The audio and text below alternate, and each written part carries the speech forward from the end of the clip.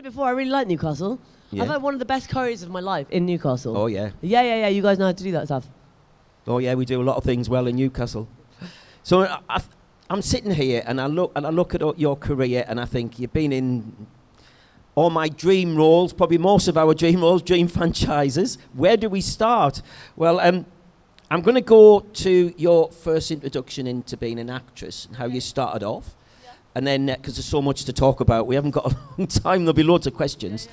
So how you became an actress and what inspired you to become an actress when you were younger? You're obviously a musician as well.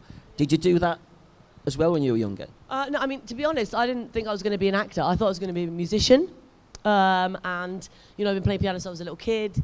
And I wanted to be I kind of wanted to be a criminal psychologist, so I got a scholarship to do that. So I fell into acting because I was in a boarding school, quite a mad one, a bit Harry Potter vibe, but without uniform, and it was kind of very artistic. And I got caught smoking. And the punishment for that was to stay in on the weekends. You couldn't go home. I was in every single weekend. And ironically, the punishment was you had to stay in and sign your name every hour so they knew where you were. But that just made you smoke more because you're just like, what else am I doing? So anyway, I got caught smoking while I was on suspension. It was terrible. And it was by the drama teacher. And he really, really liked me. And I was like, please, don't tell the headmistress. I was this close to being expelled. I was about 15, and he was like, no, go into this room. Just go into this room. And it was the drama barn. And there was like a room full of, by the way, I'm 15 at this point. I've got horrible dreads full of lice. I've got piercings. I don't know what I was going for. And there was a room full of like 10, 11-year-old boys. And I was like, am I babysitting as a punishment? And I didn't realize that was my first audition. So this woman was there. It's like, hello, you must be here for Ellie. And I was like, yes, I don't know what's going on. And she just gave me a script, and there was a camera like this, and I was just like, okay. And I did my first audition without knowing that that's what was happening. And yeah, that moment kind of changed the course of my life, really. This drama teacher not getting me into trouble, not dobbing me in, and then kind of giving me a career. So yeah. Sometimes it's by chance, though, like a sliding doors really type of thing. thing, The thing is, isn't it? we had like, in my school, it was quite fancy. I went there for free, basically, because of scholarships and stuff. But it was a really fancy school, and they had a drama, like a whole theatre that was a listed building. And I love doing theatre, right? But I was like, look, like being an actor, that's for like, I don't know, really hot people, models, and people with money. I didn't think there was a real job that I could do. So it was a dream, but it wasn't like something I thought was going to be a reality ever. Sorry, that was a really long answer. It's all right. No, we want to know the backstory. We don't know where you started off. So, I know we'll start off with Harry Potter because there's so many things to talk about, so many things. I mean, I would talk here all day to you about your franchises, but Harry Potter and Nymphadora, there's these classic characters in this franchise. What is it about that character specifically that jumped off the page of the script when you first auditioned, when you first went on the set? Right, yeah, when I first auditioned, so... Actually, when I first auditioned, I didn't know anything about Harry. I thought Harry Potter was just something like for kids. Like, I kind of vaguely was aware of it, but I wasn't really in that universe. And I remember I was doing a play in Ipswich, and my agent was like, you need to come to London now, and you've got this audition. And I was like, what?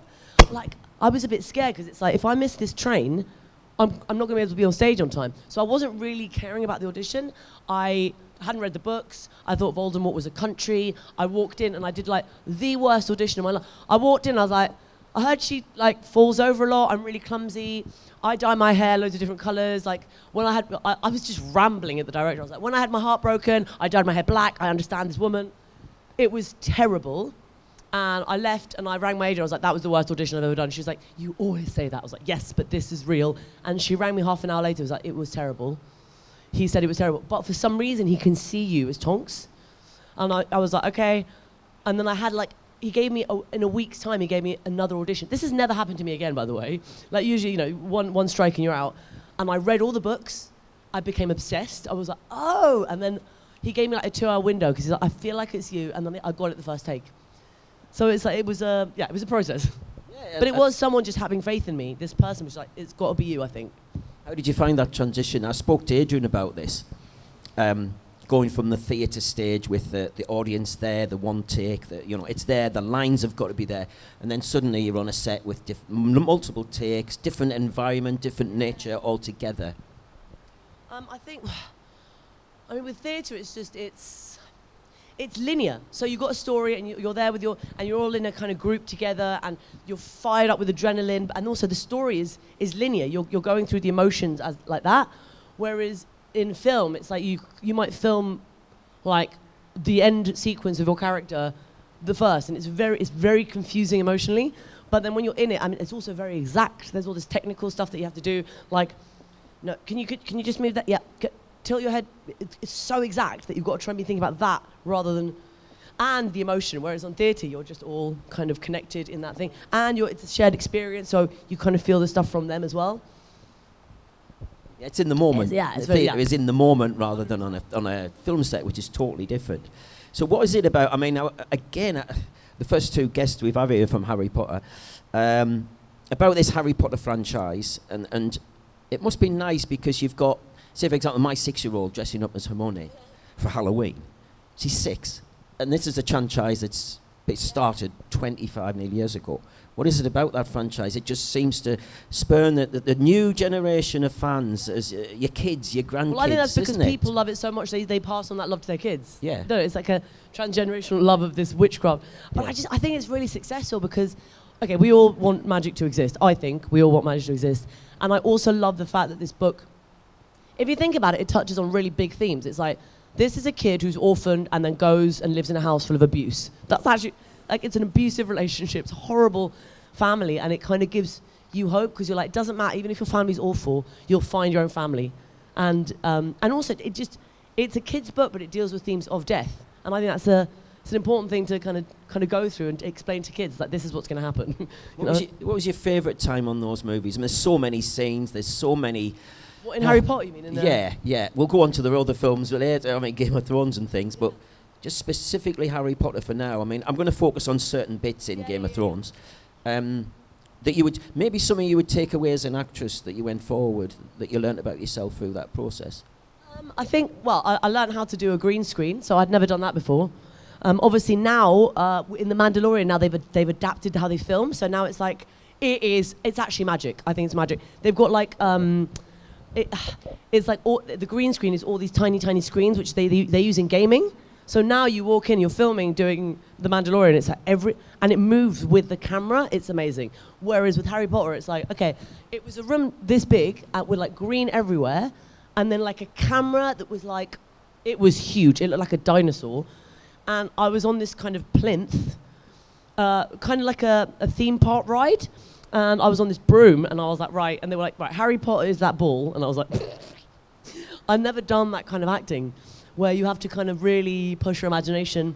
But I had loads of fun. Like I had all this hot air blown on me, and it was just like, woo! I felt that was one of my favourite bits. Cool. It would be any of ours, I think. Anyone would die to go on a set just for 5 minutes, I think.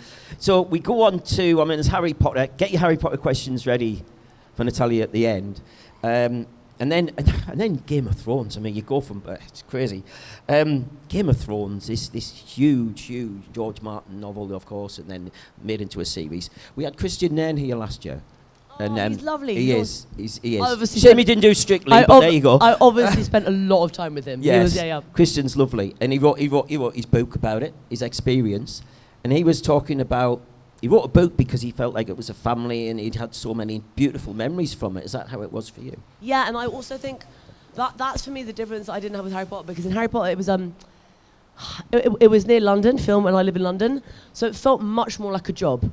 Like, you got picked up, shoved in a trailer, blah, blah, blah, and you came home. Whereas because Game of Thrones was done in Ireland, in Belfast, all of you were away from home, and we were put in just these 2 hotels, and we had so much fun outside of filming. We went out, it was great, we got to see the city, and because of that, we kind of bonded because we were away from home. So that's why I quite like being on location. And also, when you're in location, it's weird because when you're filming and it's in your hometown, you go home and you kind of have to, I don't know, deal with your partner, your children, whatever it is. Whereas when you're on location, you've got to go to your room and you're still in the world. You're living out your suitcase in a hotel room, aren't you? Yeah. if you've got any questions about Game of Thrones, but I'm going to concentrate on that Ramsay scene, yeah, because it's yeah. I mean, it's just a brutal scene because he is quite, yeah, the sort of character you go, oh, I just want to jump on that screen and get him. What was that like to film? It's quite an intense scene. Your ending, and it's. You're so angry that I didn't kill him. You're kind of so thinking angry. it's going to happen, but you don't know. You know what's going to happen. Is she going to get him? And then he does. Well, because I know you, and because not really. I even though we were both in Game of Thrones by that point, we worked together on something called Residue. It's kind of a weird TV show, but so it's very odd because he played literally like a year before. He played my boyfriend, and we had to do this really intense sex scene, and then we went from that to Game of Thrones and him killing me, and I'm like, we've done the circle of life now, mate. We've done it all. But it was actually really hard because they had to put prosthetic on me. I really like that kind of stuff, but you have to get up very early. It's like 4 a.m. job, and it's quite complicated. And there's like, I don't like tubes, so like obviously when they do that, like it will squirt blood, and it takes a long time to put on. Like 3 hours of makeup, and the problem is that you get only 3 goes or 4 goes, because if you don't get it right, they have to kind of do the whole thing again. And it was at the end of the day, and I was like, I felt a lot of pressure just because I was like, if I screw this up, everyone here is doing overtime or working the next day. And it was like, right, now you've got to straddle him, and when you die, you've got to fall backwards, but can you land on this mark, right? Yeah, and look there, and it was just like, oh God, there's so many things to think about, plus like dying. You know? I like the way you're bringing it to life with the actions. I think it's really cool. Yeah, and I mean, how does it feel to be part of that franchise? Or again, it's something which, you know, the genius that is George Martin writing the novel, but it just goes on and it'll go on, and obviously new series coming out and it's been reinvented. Yeah, House of the Dragon, right? I love it. Yeah. So I really like it, and I feel like now it's getting into its stride. I think I saw season 2 they've done. Yeah, I quite like that one. I mean, the thing is, it's really good. Like I rewatched Game of Thrones for the first time this year. I hadn't watched it since it came out, and also when I first watched it, I was kind of like, I don't know. It was nervous because I was, I'm on it. How's it going to be? And I watched it this time kind of more as an observer. It's great. It's just good. And weirdly, the first time I saw the ending, I really hated it. Actually, the second time, I'm now much more. I kind of settled into it now. Yeah. Harry Potter, Game of Thrones, The Mandalorian. You can drop the mic now, by the way. The Mandalorian. I mean, we're going from three of the biggest I want franchises. James Bond. I want James Bond now. You want James Bond? I want to be a villain. Yeah. Because I find it's like, the Bond girls are always like sexy, even the villains, but have they had like just a female villain? Famke Janssen, was she? That strangled him with, yeah. Oh, yeah, okay, Yeah. Kind of. She wasn't a nice piece. She was, yeah, it wasn't a bad ending, that one. So you go into The Mandalorian, and again, this offset of Star Wars, which we're already huge fans of. What was that like, and how did you become involved with that? Amazingly, actually, that one I was offered. I was offered that one, and it was 2 weeks in LA, and it was like, I think it was like January or February when we were filming, and I was like, yes! I want to leave London in the coldest months and go to LA for a couple of weeks. And I didn't really, again, know much. I just knew that she was a Twi'lek? What? I don't know what breed she is, but she, I really love the idea of purple. I feel like the colour purple follows me, because it's like Harry Potter was also very purple. And yeah, it was a 2-week joyful thing. I really loved that I had to like have a knife fight. That was my favourite bit. John Wick. I mean, where do we end here? You know what I mean? John Wick, one of my favourite franchises of movies. I think they're just the cinematography in those films is just amazing. And you went to the premiere. That must have been a kind of standout moment for you as well. I really liked it. I'm sad I didn't get to do more fight scenes. I would have loved to do a fight scene with this director, because Chad, he was the lead stunt coordinator in The Matrix, so that's how him and Keanu Reeves worked again together as mates, and I think it's great. I would have loved to kind of be guided by that knowledge, Some of the fight scenes in those films are just unbelievable. He kind of transformed how fight scenes are done. And I'm going to talk about character actors now, and Rebecca Vardy. Just very quickly before we have our questions, get your questions ready. You've gone from playing fictional characters, but then to playing somebody real. What kind of research and what kind of backstory? You've already got the backstory. You've got everything there. What? Sorry, say it again. In Rebecca Vardy and the Rooney. Oh God, that job. Yeah, I mean, you're playing a real person. That was I think that is one of the hardest jobs I've ever done. Because I didn't know who Rebecca Vardy was. I had no idea about this woman. And I remember my agent was like, it's a thing called Agatha Christie. And I love Agatha Christie. I was like, yes, I'm going to be in an Agatha Christie film. And she was like, no, please. And I only had 2 weeks to do this. And I like, usually when you're playing a real life person, you get like a month, maybe more, maybe 2, maybe 3. A, I didn't know who this woman was. And B, I was like, I've got 2 weeks. I didn't sleep. I went mental. The girl, Chanel, that played the other footballer's wife, she had the same thing. Yeah, and so both of us, weirdly, we both cried on the set. When we found out we got the job, both of us cried. That's never happened to me in my life. Usually when you get a job, you're like, yay, pop up in the champagne. No, I was like, I was terrified. You've got to so become... I haven't even seen it. I'm still a bit about it. You've got to become that person. You've got to become the traits, the way she holds herself, and everything. She had a really weird accent. Like for me, I'm like, because I think it's kind of Essexy, but she was from Norfolk. I went absolutely mental. She had also long nails. I bite my nails. I had to get like fake long nails. I couldn't, like the first day I was like, how do women put on their trousers? I was like, I don't know how. So it was a struggle. Can we have some questions? I'm sure there's loads of questions. Are you ready with the microphone? There she is. We're going to have some questions from the audience. Well, he's obviously going to ask a question on Mandalorian, and the gentleman at the back there. Could be Game of Thrones, you don't know. She's getting her steps in. Yes, Anna. Hello, can you hear me? Yes, I can. Hi, Natalia. So my question for you is, what do you think the most likely outcome would be if Tonks and Osha met each other? Like, would they be friends, enemies, allies? What do you think? I think Osha she's just generally suspicious of everyone, isn't she? But she also has a bit of respect for magic. And I think Tonks, she doesn't mind that people look weird or are weird. I mean, I do look like a medieval bag lady, don't I, in Game of Thrones? So I think they'd be fine. I think Osha would be a bit like, who's that? But she'd be okay. I don't think they'd kill each other. I think they'd find each other a bit interesting and funny. Oh, very good. Thanks, Natalia. Because good question. I've never been asked that. It is. Yes. Any other questions? The gentleman just in front there. He's just in front.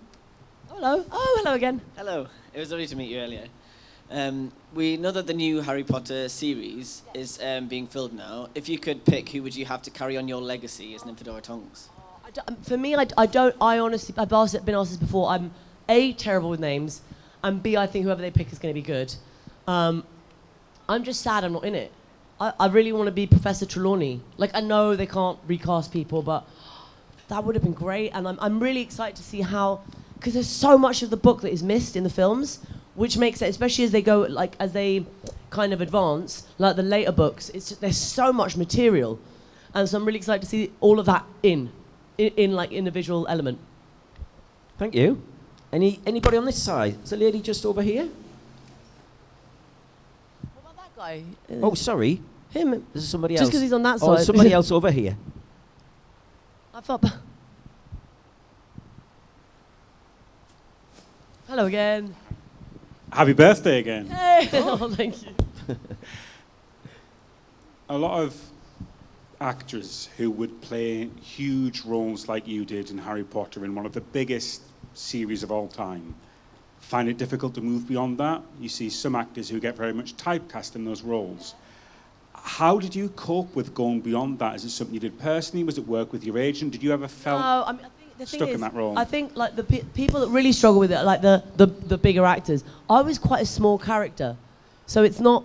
I was lucky. I mean, I wasn't at the time. I was like, oh, I wish I'd been a bigger character. But actually, being these smaller characters in these big things is quite good, because then you're in something else and someone's like, oh, I kind of recognize it from somewhere else, and I don't get that.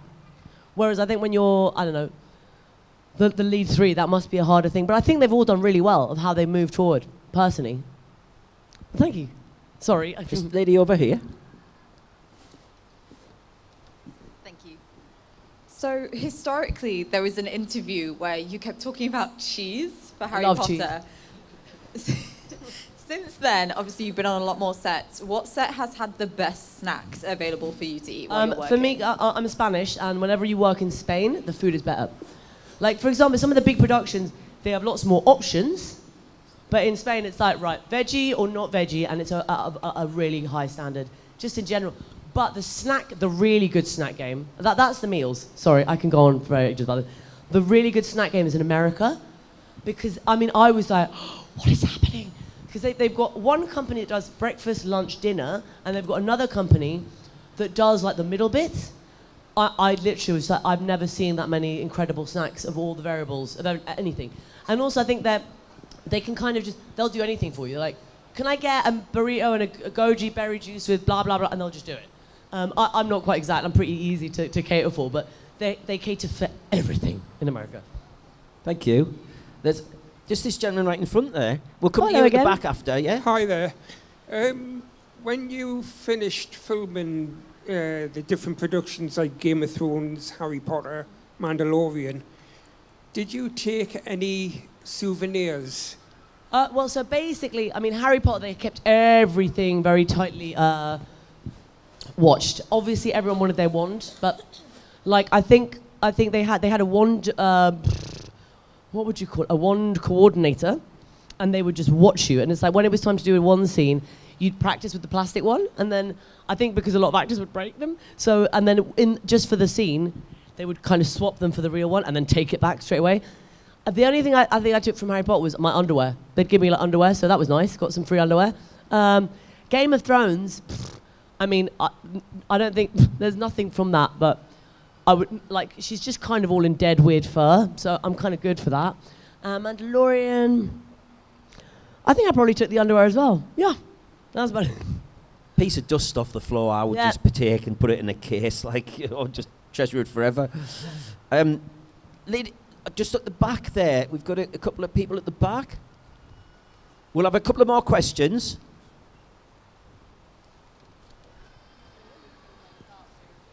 Hiya. Hiya. As a wildling from Game of Thrones, how does it feel to be back in the Northeast where you belong? Good. It's a beautiful morning. I woke up today and I was like, it's beautiful. It's refreshing. It's I really like Newcastle because of all the bridges. I really like your bridges. You've got good bridges, don't you? Yeah. So it's great. I wish I was here longer, but I've got to go back to London tonight. Oh, I can hear you. I am death. Your outfit, by the way, is great.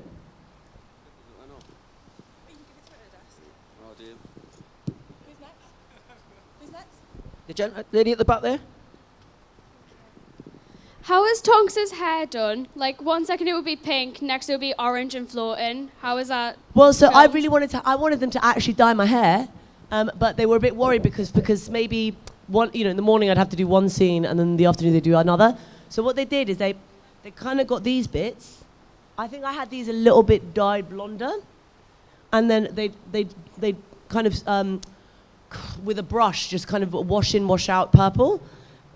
And then they had like a few wigs, like purple, red, whatever. So unfortunately, I didn't get to have that colour hair. I did the rest of them though, like for number 6 and the rest, that was my hair. But for the first one, when I changed a lot, they had to use wigs. Bit of a shame. And you're there. We'll have a couple more. Got this gentleman over there, just on the other side. Is there anybody on this side? We'll have one more from this side as well. This, the front. Yeah, you will do you next. Yeah. Hey. Hi, I'm just wondering, did you agree with JK's decision to kill off Tonks and Remus, or did you think she made the one decision there with little Teddy, you know, he'd just been born and then he lost both his parents? Yeah, I mean, the thing is, it's someone has to die. It's a war. I think it's kind of romantic. People have to die. Makes sense. The one thing I would say is that I would have loved. I actually met my son at the premiere. Unfortunately, they cut him out. They cut so much stuff out of them because there's so much material. But yeah, he was a bit gutted because he was like, his big moment. I would have liked a really good death scene though. I feel that for me, that was missing. I would have liked to have died mid-air, something like that. Crashed down. Yeah, maybe next time. I have one more question. Down at the front. Hi. Hi, Natalia. I heard there were long waiting during the Harry Potter filming. Say it again, sorry. I heard that the filming of Harry Potter have long waiting. The wedding? Waiting. I'm deaf. Sorry. Waiting. Sorry, Jesus Christ. The waiting. What waiting? Yes. Waiting time. So how did you spend this time? When I was filming with the waiting, how long it took, everything. I went mental, babe. I went mental. I did cross stitching. Finally, I've learned to do cross stitching. But when I was just waiting around, I started chain smoking. I had an unhealthy obsession with Jeremy Kyle because that was on TV. They wouldn't let me leave my trailer. Well, they did, but they were like, "Where are you?" Because I'd sometimes go to the animal sanctuary and be like, "Oh, owls are weird animals, by the way. Anyone seen an owl up close? Weird. And whenever I tried to run around and do stuff, they'd be like, "You have to be in your trailer so we can find you." So yeah, I did go a bit crazy. And then I'd want to read. The thing is, the problem with reading or watching something when you're waiting is that I love reading so much that then when there's a knock, to be like, "Nah, they're ready for you on set," I'd be like, "No. I'm reading my own story. I don't want to go in." So cross stitching is the thing that saved me, because it's like it's meditative. You can run lines with people. You know, I don't know. I get to do stuff because I've got quite nervous energies. I got to do something. So that was my trick, my hack. Well, thank you everybody for your questions. I think I've never met you before, but I'm very honest in my opinions of people. And wouldn't Natalia be a cool person to hang out with, even just for half a day? Sometimes, yeah. Your energy is amazing. Everybody, please show your appreciation for Natalia Tena. Guys, thank you so much for your questions. I'll be there all day. Thank you.